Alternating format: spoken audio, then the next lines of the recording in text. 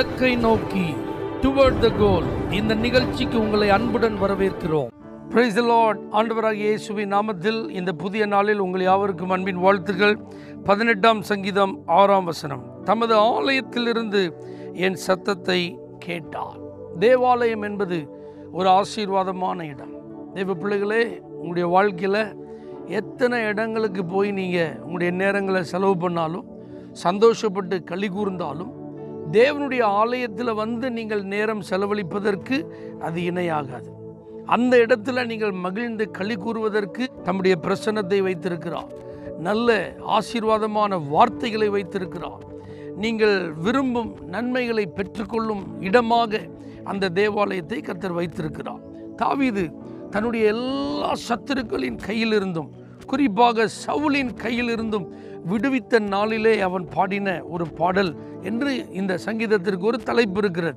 அதுலேருந்து நம்ம கவனிக்கிற ஒரு பெரிய விஷயம் என்ன அப்படின்னா, அவன் வாழ்க்கையில் நிறைய நெருக்கங்களுக்கு மத்தியில் கடந்து போய் கொண்டிருந்தாலும், நிறைய துன்பங்கள் அவனை துரத்தி கொண்டிருந்தாலும், அனுதினமும் அநேக பிரச்சனைகளை அவன் எதிர்கொள்ள வேண்டியது இருந்தாலும், அவனை சுற்றிலும் எப்பொழுதுமே சதிகள், அவனை சுற்றிலும் எப்பொழுதும் பொல்லாப்புகள் நிறைந்த ஒரு நாட்களாய் அவைகள் காணப்பட்டாலும், தாவீது தேவனுடைய ஆலயத்தின் மேல் அதிக வாஞ்சை உள்ளவனாய் ஆலயத்திலே கடந்து சென்று கர்த்தரை நோக்கி அபயமிட்டபடியினால், கர்த்தரை நோக்கி கூப்பிட்டபடியினால் கர்த்தர் தமது சத்தத்திற்கு செவி கொடுத்தார் என்பதை அறிந்து இந்த பாடலை பாடுகிறார்.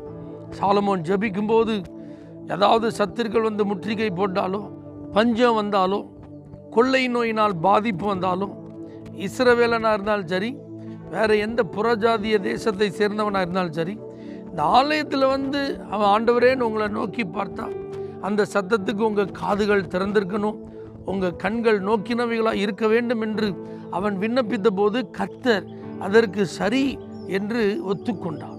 ஆகவே பாருங்க, ஆலயம் என்பது எப்பொழுதும் கர்த்தர் கண்ணோக்கி கொண்டிருக்கிற ஒரு இடம், கர்த்தருடைய செவிகள் திறந்திருக்கிற ஒரு இடம்.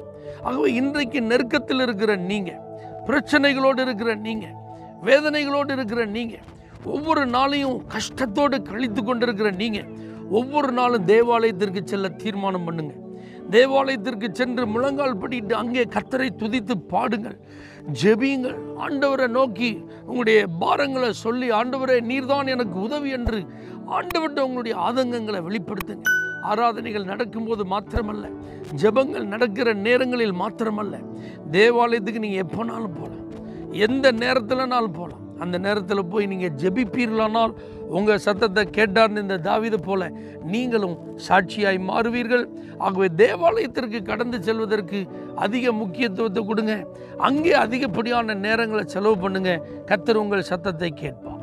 தகப்பனே, தேவாலயத்திற்கு அதிக முக்கியத்துவம் கொடுக்க யாரெல்லாம் தீர்மானிக்கிறார்களோ அவர்களுடைய சத்தத்தை நீர் கேட்டு அற்புதம் செய்வீராக. இயேசுவின் நாமத்தில் பிதாவே, ஆமென். For prayer contact, Pastor J. J. Kumar, El Shaddai Ministries, 9500252586, Surandai.